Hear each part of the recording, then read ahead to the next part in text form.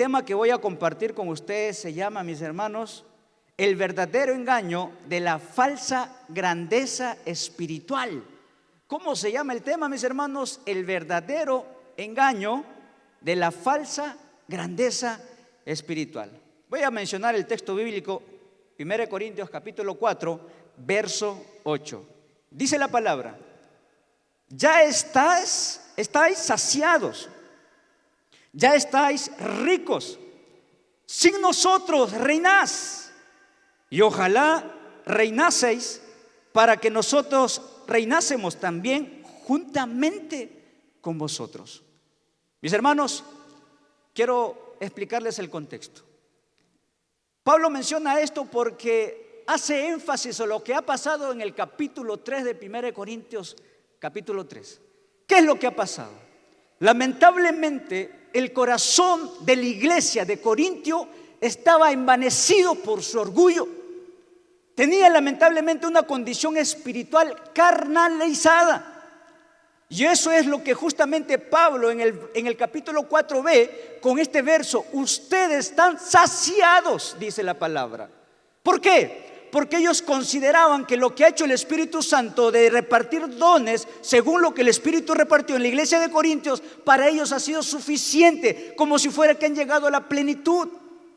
Y esto, mis hermanos, habla lamentablemente de su madurez, porque Pablo le dice: sigo viendo en ustedes como personas infantes, niños, y los sigo tratando como niños.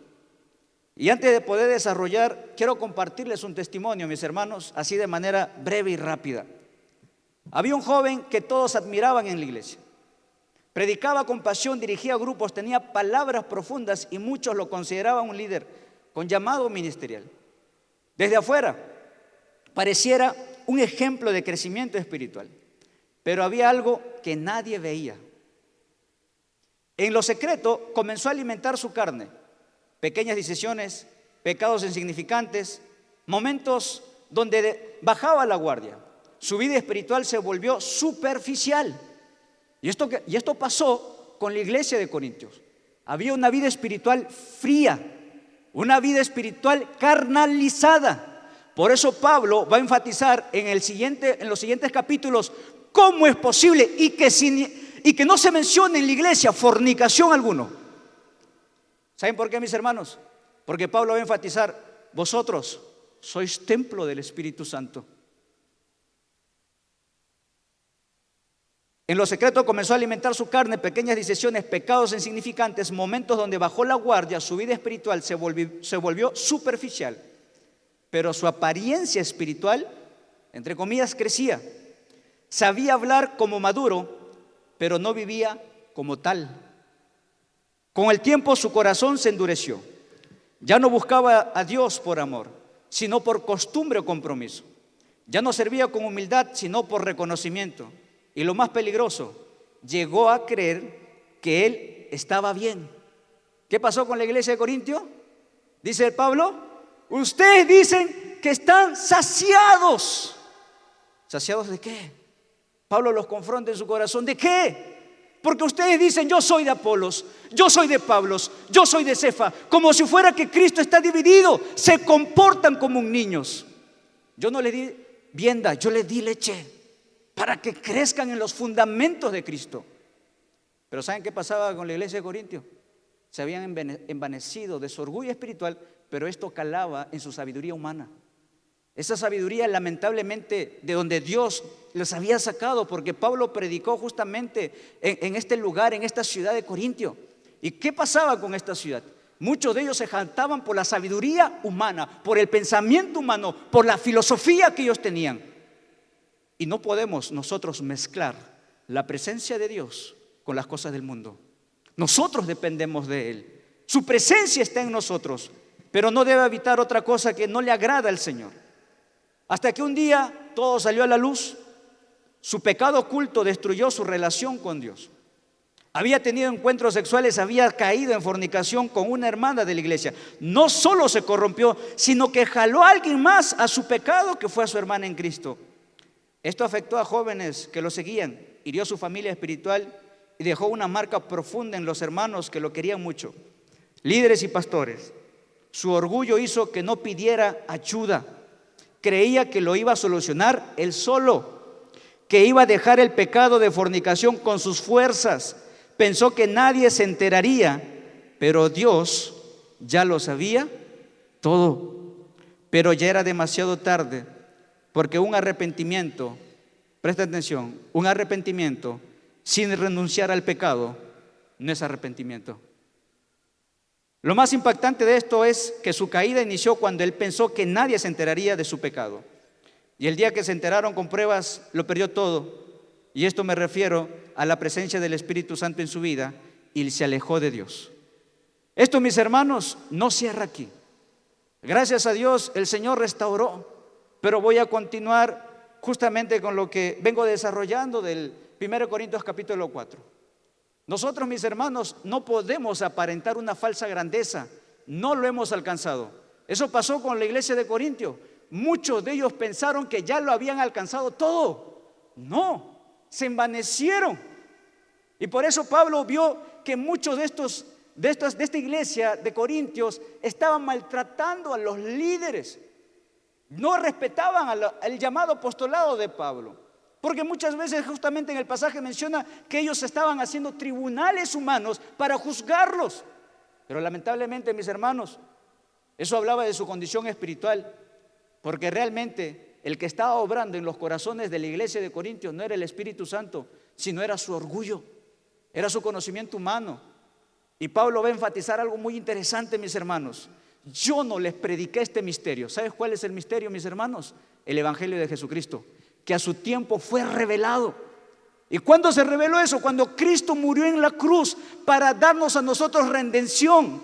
¿Qué quiere decir con esto? Él pagó nuestros pecados, se llevó nuestros pecados para que tú y yo fuéramos libres. Entonces, hebraos, ¿somos libres en Cristo Jesús? Sí. Pero ¿sabes cuál es el problema? Que esa libertad no tiene que tener apariencia en nosotros. Lo pasó en Corintio.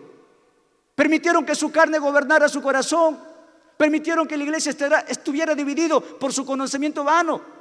Y ya el evangelio de Dios, o sea, lo que Pablo predicó, ya no estaba fluyendo en sus corazones, que es Cristo resucitado en sus vidas para libertad. Pregunto, mis hermanos, Cristo no nos salvó para que nuevamente, présteme atención, sigamos en el pecado. Cristo murió por nosotros porque Él se llevó nuestro pecado y trajo a nosotros libertad, trajo a nosotros perdón, trajo a nosotros redención. Y yo necesito que aprendamos de este testimonio, porque el pecado, mis hermanos, lo que pasó en la iglesia de Corintio, lamentablemente mucho afectó a los creyentes. Había mucha división, había mucho orgullo, había mucha carnalidad, una vida espiritual superficial, porque ellos pensaron que estaban bien. Por eso, mis hermanos, voy a mencionar 3 verdades para salir de la grandeza espiritual. Una de ellas, mis hermanos, acá ya comienzo a desarrollar el punto. Una de ellas es el engaño de una falsa vida espiritual. Yo le invito, mis hermanos, en este punto, que seamos sinceros con el Señor. No podemos jugar con nuestra vida espiritual. Y no permita, mis hermanos, que el mundo, los pensamientos del mundo o nuestro propio criterio esté por encima de la verdad de Dios. ¿Saben, mis hermanos? La sabiduría de Dios es tan maravillosa que no puede ser comparado ni por una ápice de los pensamientos, entre comillas, que son interesantes en esta tierra. Porque el pensamiento y la sabiduría de Dios, mis hermanos, es divino y está reflejado en la cruz, o sea, en Cristo Jesús, para libertad nuestra. La iglesia de Corinto, mis hermanos, no entendieron eso. Pablo no se enteró porque estaba en Corinto, sino que había escuchado que la iglesia de Corinto se corrompió, se dividió, se encarnalizó. Y nosotros, mis hermanos, no debemos caer en ello. 1 Corintios 1, 11 y 13 dice, estoy en el primer punto, engaño de una falsa vida espiritual. Porque he sido informado acerca de vosotros. Verso 11 del capítulo 1. Hermanos míos, por los de Cloé, que hay entre vosotros contiendas. Quiero decir que cada uno de vosotros dice, yo soy de Pablo, yo de Apolos, y yo de Cefas, y yo de Cristo, ¿acaso pregunto, Cristo está dividido? ¿Fue crucificado por Pablo, por vosotros, o fuisteis bautizados en el nombre de Pablo? Mis hermanos, nosotros debemos entender algo importante y maravilloso. Todos los que estamos sirviendo delante del Señor, le digo algo, somos colaboradores. ¿Sabes qué dijo Pablo? Pablo dijo, yo planté, Apolos regó. Ni el que planta, ni el que riega es algo. Solamente Dios es el que da el crecimiento. Él es el que da el crecimiento. Nuestra mente, nuestro corazón, como lo dijo en Deuteronomio 5, debe estar en el Señor. ¿Qué dice la palabra? Y amarás al Señor tu Dios con todo tu corazón, con toda tu mente, con todas tus fuerzas a Él, no al hombre. ¿Qué estaba haciendo la iglesia? Estaba poniendo su corazón en un hombre. Pablo se molestó. Yo soy colaborador. Dios me encargó el evangelio, pero no es mío, es de Cristo crucificado. Yo necesito que entiendan que ni yo el que plantó, ni que Apolos el que regó, es algo. Solamente Cristo es el que da el crecimiento y la salvación. Es lo que yo les prediqué al inicio. El evangelio, este es el misterio, que Cristo les trajo libertad. Y lamentablemente, mis hermanos, la iglesia de Corintio estaba cegado por el siguiente punto que voy a ver, que es el orgullo. La apariencia espiritual, la apariencia de espiritualidad, pero ausencia de madurez espiritual. Pablo dice en 1 Corintios capítulo 3, 1 al 3, yo, hermanos, no puedo hablarles entonces como a gente madura. Esto lo estoy leyendo en la versión Dios habla hoy. Como a gente madura espiritualmente, sino como personas débiles, como a niños en cuanto a las cosas de Cristo, porque todavía son débiles. Mientras haya entre ustedes envidias, discordias, en que todavía son débiles y actúan con criterios puramente humanos. Mis hermanos, yo le quiero decir algo. Cristo está en nosotros no para quedarnos solamente como niños. Si usted y yo hemos aceptado a Cristo, no se me quede. No permita que el mundo lo detenga en su crecimiento, que la carne y el pecado lo estanque. No podemos vivir una vida en Cristo y una vida en el mundo. Decidámonos. Pablo le dijo, no pueden continuar así. Ustedes tienen que cambiar de actitud, de comportamiento. Porque, mis hermanos, a la verdad, si nosotros no tomamos una decisión sincera, no delante de nosotros, mis hermanos, y totalmente maravilloso con este pensamiento de Pablo en la Escritura, yo solo tengo un encargo de Dios, pero ese encargo no es mío, mis hermanos. ¿Saben qué dice en el capítulo 4 del verso 1? Mira qué maravilloso. Así pues, tengamos los hombres por servidores de Cristo y administradores de los misterios de Dios. No es nuestro, esto es de Dios. ¿Saben qué hacía Pablo y Apolos? Administraban lo que el Señor les dio. ¿Saben cómo? Con fidelidad. ¿Sabes qué les dio a ustedes cuando han aceptado a Cristo? Su Espíritu. Pregunto, ¿lo estamos administrando con fidelidad, en santidad, en obediencia? ¿O estamos permitiendo que lo que ha puesto Dios en nosotros sea contaminado una y otra vez? Lo que tenemos de parte de Dios es un encargo, no es nuestro. Lo hacemos con veracidad, con responsabilidad, para ser fiel al encargo. Si Dios le puso a usted su espíritu, séale fiel al Señor, con lo que el Señor puso en su corazón. No lo contamine. ¿Sabes qué hizo Corintio? Su pensamiento humano quería influenciar en lo que el Señor había puesto en su corazón. Yo no me considero sabio delante del Señor. Yo soy necio delante del Señor. Pablo va a decir eso más adelante.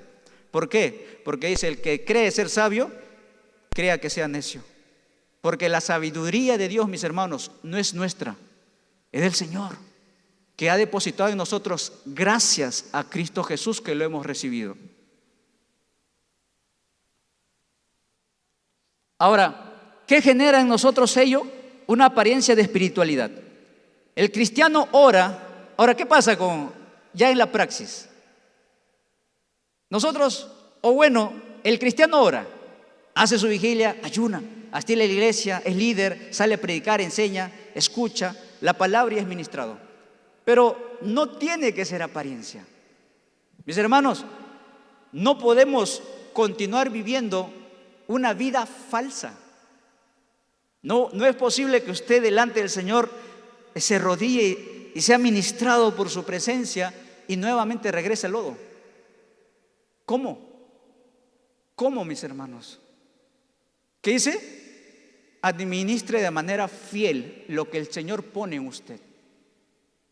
Para tenerlo más claro, usted es templo del Espíritu Santo. Pablo dice, no contristes al Espíritu Santo que está en vosotros. Necesitamos tomar acciones verídicas de cambio, porque solamente la falsedad a nosotros nos hace vivir una vida de engaño, de una vida espiritual falsa. ¿Cuál es la realidad?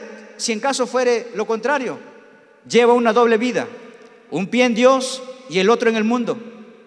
Sigue pecando, o sea, no deja el pecado, no obedece a sus líderes, asiste los domingos, pero no hay un cambio, dependencia de hombre y no de Cristo. Y eso pasó en los corintios, no dependían de Dios. ¿Sabe de quién dependían? De los hombres. 2, el orgullo te hace sentir una vida falsa espiritualmente. Y ahí donde yo quiero precisar, mis hermanos. A veces uno dice, pero ¿por qué no puedo cambiar? ¿Por qué no puedo dejar el pecado? ¿Por qué no me doy cuenta de mis falencias, de mis dificultades? Mis hermanos, había un orgullo en la iglesia de Corintios. Yo no sé qué hay en tu corazón, pero lamentablemente el orgullo cegó el entendimiento de la iglesia de Corintios para no ver la gracia de Dios y su misericordia y envanecerse que ya lo habían alcanzado todo.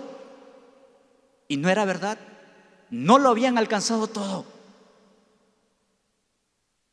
Mis hermanos, es importante que nosotros identifiquemos qué es lo que nos está impidiendo acercarnos al Señor. Vivir conforme a su palabra, vivir conforme a su voluntad y no conforme a los designios de nuestra propia carne o a los designios de nuestra propia voluntad.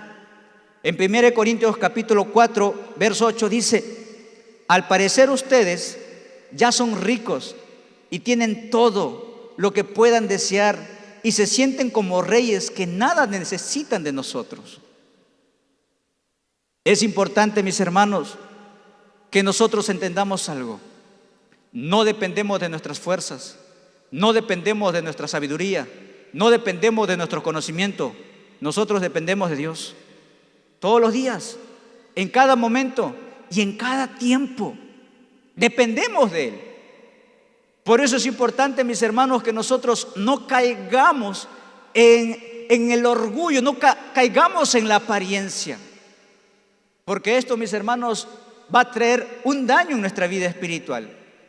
En Apocalipsis capítulo 3, verso 17 dice, pues tú dices que eres rico, que te ha ido muy bien y que no te hace falta nada, y no te das cuenta de que eres un desdichado, miserable, pobre, ciego y desnudo. Y esto habla en el sentido espiritual, mis hermanos. ¿Sabes por qué? Porque si bien es cierto, nosotros no podemos ver el estado espiritual de su corazón, pero le digo una cosa, el Señor ya sabe lo que hay en tu corazón, sabe lo que hay en tu vida espiritual, conoce cuál es lo que tú amas más que su presencia. Él lo sabe. Por eso es importante, mis hermanos, que nosotros entendamos que lo que pasó en la iglesia de Corintios, que fue el orgullo que lo había cegado, pensando que ellos estaban bien delante de Dios y que estaban haciendo las cosas correctas, pues era mentira, era falso, porque no se daban cuenta de la carnalidad y de lo que estaban padeciendo. Y yo le invito a mi hermano que usted pueda cambiar delante de Dios esa condición espiritual.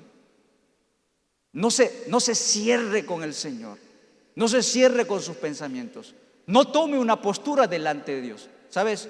yo le invito a que se rinda delante de Él. Ríndase, pero no con apariencia, sino con convicción, con cambios genuinos, para que Él siga obrando en nosotros. El orgullo te desconecta de tu realidad espiritual. El orgullo te hace olvidar de tu verdadero estado espiritual. Crees que estás bien, crees que no necesitas de Dios, crees que nadie te puede decir nada, tú puedes hacer tu voluntad. El orgullo cree que están creciendo, pero están totalmente estancados. Mis hermanos, el Señor nos llamó para crecer. Dice su palabra en Apocalipsis: el que es justo, justifíquese más; el que es santo, santifíquese más. No te puedes quedar. Tienes que crecer, tienes que avanzar. Necesitas seguir creciendo. El orgullo te hace gloriar a los hombres buscando identidad en los líderes. Se sienten más espirituales que otros. Creen que su conocimiento y sus dones o posición los hace especiales, que no necesitan que nadie les diga nada. Se sienten completos sin necesidad de crecer. El orgullo te hace rechazar la corrección y el orgullo te hace autosuficiente y no dependiente de Dios. Es importante, mis hermanos, que nosotros realmente veamos nuestra condición espiritual. Pero para renunciar, mis hermanos, a la oposición o a lo que nos está deteniendo de buscarle su presencia, de rendirnos a Él y de creer que nosotros somos suficientes, cuando en realidad no es así, mis hermanos. Yo le voy a compartir un dato, me ayuda bastante a saber un poco la condición espiritual o el estado de nuestra vida espiritual. Estos son datos, son información nada más, mis hermanos, pero que nos va a ayudar a entender un poco qué es lo que está pasando con los jóvenes. Dice evidencia sobre estudios y encuestas. En una investigación sobre jóvenes creyentes de Latinoamérica, se menciona un estudio en Material Cristiano que señala que hasta un 85% de jóvenes entre edad de 16 y 29 años perciben a los jóvenes cristianos como hipócritas. Esto significa que la mayoría de las iglesias actuales tienen jóvenes cristianos que llevan una doble vida. ¿Cuál es la observación? Diversas iglesias cristianas coinciden en un punto: los jóvenes cristianos pueden ser una persona en la iglesia y otra persona fuera de la iglesia, otra en redes sociales y con amigos. Los casos incluyen pecados ocultos, sexualidad, adicciones y redes sociales, relaciones secretas, besos, tocamientos y salidas ocultas. Su lenguaje y conducta es totalmente fuera de la iglesia. Coinciden que esta tendencia ha sido en aumento por medio del internet y las redes sociales. Cierro. Esto no se detecta hasta que hay caídas en pecados graves o crisis emocional. No hay un número exacto, pero sí una realidad evidente. Muchos jóvenes en la iglesia están luchando en silencio, con una doble vida, y aunque no todos los admitan, los estudios, la precisión social y la experiencia pastoral demuestran que es un problema social, y la experiencia pastoral muestran que es un problema real y creciente, y que esto sigue avanzando. No nos engañemos, seamos sinceros delante del Señor. Justo conversando con unos maravillosos hermanos, les decía y les compartía: ¿realmente amamos a Dios o lo hacemos de boca para afuera? O sea, en nuestro corazón hay convicción de decirle por este gran mandamiento, que lo resumió de todos los mandamientos, dijo: hay uno. Y Jesús dijo: se los digo, amarás al Señor tu Dios con todo. Miren, mis hermanos, Él dice: con todo tu corazón, con toda tu mente, con todas tus fuerzas. Si nosotros no tenemos esa convicción en nuestros corazones, entonces pregunto: ¿qué amamos? ¿Qué está en nuestro corazón? ¿Qué es lo que amas? Si no es Dios, ¿qué es lo que amas? Es importante, mis hermanos, que el Señor tome lugar en nuestras vidas y convicción en nuestros corazones para tener una vida real y genuina. Porque jugar doble vida, mis hermanos, no es correcto. Y tenemos que ubicar qué es lo que nos impide tener un cambio genuino en nuestros corazones y empezar a tomar decisiones firmes, donde realmente dependamos de Él y sea su gracia direccionando nuestras vidas. Justo estaba conversando últimamente con un hermano y me decía de su congoja y de su aflicción. Y sí, fue sincero conmigo. Me dijo: Brian, mi hermano, yo llego a mi casa después de la iglesia y me masturbo, miro pornografía, mi hermano. Es una lucha que tengo, es algo que me está pasando, no sé cómo hacer. Quiero amar a Dios, pero lo amo mal. Y yo no sé, mis hermanos, cuánto de la congregación está luchando en silencio, con sus fuerzas, sin pedir ayuda pastoral, aún posiblemente los propios líderes. Y eso trae mucha tristeza, mis hermanos, porque lo que quiso ser Dios en nuestras vidas no es para que continuemos en el mismo lodo, sino para vivir de su victoria, de su gracia, de su amor, de su libertad, para no continuar en lo mismo. No habría mucho sentido de que nosotros aceptamos a Cristo para continuar en la misma situación, porque el Señor tiene poder para cambiar. ¿Sabe qué pasó con los corintios? Tenían orgullo, no se generaba el cambio en su corazón, porque esto estaba primando en ellos, su autosuficiencia. Tenemos que doblegarnos. Doblégate, séle sincero al Señor. Dile: Señor, yo te soy sincero, yo amo más esto que esto. Quería amarte, pero no puedo porque no quiero soltar eso. Yo le voy a decir algo, porque cuando le dije: dime la verdad, ¿tú quieres dejarlo? ¿Te ha gustado? Y fue sincero y me dijo: sí, me acostumbré a esto. Porque hay cosas, mis hermanos, que Satanás va a poner en nuestros corazones, y sobre todo en las partes débiles. Si nosotros no renunciamos, no soltamos, esto va a traer daño en nosotros, una falsa vida espiritual en nosotros, una mentira. ¿Y sabes qué pasa? Me causa mucha tristeza, porque lamentablemente muchos predicadores falsos, ¿saben qué está pasando? Está predicando de normalizar el pecado. Eso es una mentira, mis hermanos. El Señor vino a traer libertad. El Señor vino a traer en nosotros una libertad en Él. Es lo que predicó Pablo. Dijo: yo no prediqué esto. El misterio de los que le prediqué, que fue cuando vine al momento de la ciudad de Corinto, es que ustedes puedan encontrar victoria, crecimiento a través de la cruz de Cristo. Eso es lo que yo quiero decirles.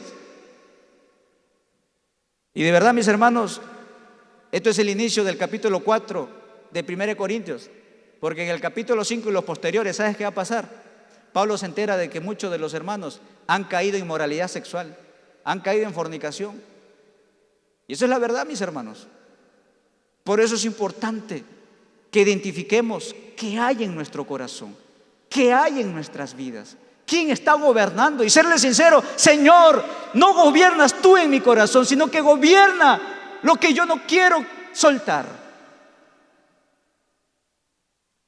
Y por último, mis hermanos, punto 3, el verdadero crecimiento siempre es reconocer a Dios en nuestras vidas. En 1 Corintios capítulo 3, versos 6 y 7 dice: yo sembré, Apolos regó, pero Dios es quien hizo crecer lo sembrado. Mis hermanos, quien va a transformar tu vida, ¿sabes? Es el Señor. Pero entrégale todo. Ábrele tu corazón, abre tu vida y dile. Pero no a medias, dile de verdad: Señor, yo quiero entregarte todo. Quiero entregarte mi vida. Y aun cuando me duela soltar lo que no quiero soltar, estaré dispuesto a hacerlo. Pero hazlo, mi hermano. No esperes decir: mira, la semana que viene, el próximo. No, toma una decisión y no juegues. Porque dice la palabra, y Jesús manifestó: no podemos servir a dos señores. O sirves a Dios o sirves al otro señor. Pero Jesús dice: no puedes servir a los dos al mismo tiempo. O menosprecias a uno y amas a otro, o amas a él y menosprecias al otro. Pero no podemos servir a los dos. Tomemos una decisión en nuestras vidas. De manera de que el que siembra ni el que riega es nada, sino que Dios lo es todo, pues ese es el quien hace crecer lo sembrado.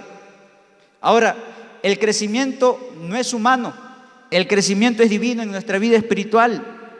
¿Y ¿sabes qué pasa? Los corintios no lo entendían, porque ellos pretendían crecer en su sabiduría humana. Tenga cuidado, no vaya a ser que con lo que el Señor ha puesto en usted, que es su espíritu, y usted quiere agregar allí, en su vasija, en su corazón, las cosas del mundo. Por más bonitas que sean, pensamientos, frases, lemas, no contamine la sabiduría de Dios que está en usted. No añade nada, no agregue nada. ¿Sabes, mis hermanos? Yo estoy viendo que lamentablemente el mundo está ingresando fuertemente en las redes sociales y está cambiando nuestra concepción de lo que Dios está guiándonos. No se deje engañar, no caiga en falsedad, no caiga en mentiras, crea en su palabra. Porque si usted no tiene la sabiduría de Dios, que es lo que Cristo hizo por nosotros, usted va a cambiar fácilmente de pensar y usted va a querer agradar a los hombres y no a Dios. Por eso ubique qué hay en su corazón, porque muchas veces por agradar a Dios vamos a padecer. Mire lo que dijo Pablo en el verso 11, del verso 10.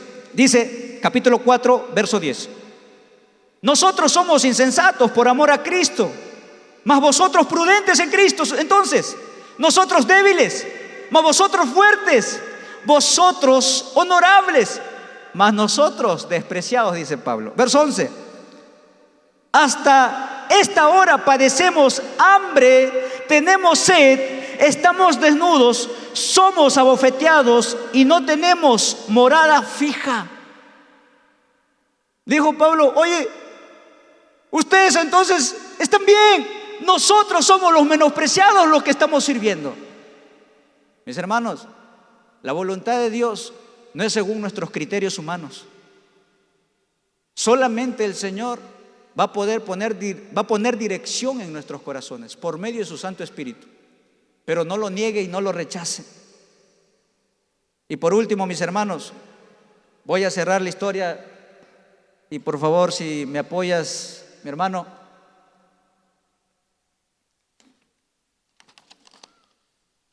Voy a cerrarle el testimonio, mis hermanos.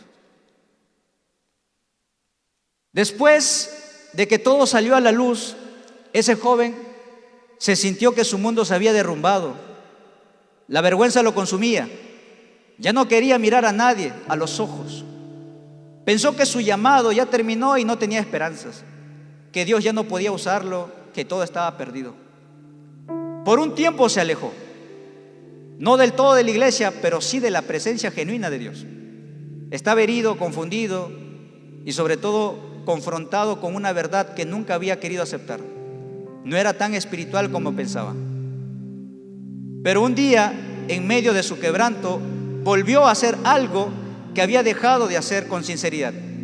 Se arrodilló, no con apariencia, sino esta vez decidido a renunciar al pecado y aceptar la disciplina de Dios con propósito para hacer una vasija nueva y de él y darle un nuevo corazón donde iba a llenar su Espíritu Santo y empezar de cero. Ya no para predicar, no para aparentar, no para impresionar, sino para encontrar perdón y paz y consuelo en Dios por medio de un arrepentimiento genuino, sincero y de verdad. Él confiesa que no fue nada fácil dar ese paso y volvió a decir, nada fácil. Y en ese momento entendió algo poderoso. Dios no estaba sorprendido por su caída, pero sí estaba esperando su rendición. Recordó que la gracia de Dios no es solo para el que nunca cae, sino para el que reconoce que necesita ser levantado por Él. Ahí comenzó su restauración. No fue instantánea, no fue fácil, pero fue real. Dios empezó a trabajar en lo profundo de su corazón y en sus motivaciones, en su carácter. Ya no buscaba plataformas, buscaba presencia de Dios. Ya no quería ser visto, quería ser transformado. Aprendió que la verdadera grandeza espiritual no se mide por lo que haces delante de la gente, sino por lo que eres cuando nadie te ve. Y con el tiempo, Dios no solo lo restauró, sino que lo hizo un instrumento más humilde, más genuino, más dependiente de Él. Ahora, cuando habla con otros jóvenes, no lo hace desde una posición de superioridad, sino desde una historia de gracia. Ya no predica como antes, pero predica de su restauración para glorificar a Dios, porque entendió que donde abundó el pecado, sobreabundó la gracia.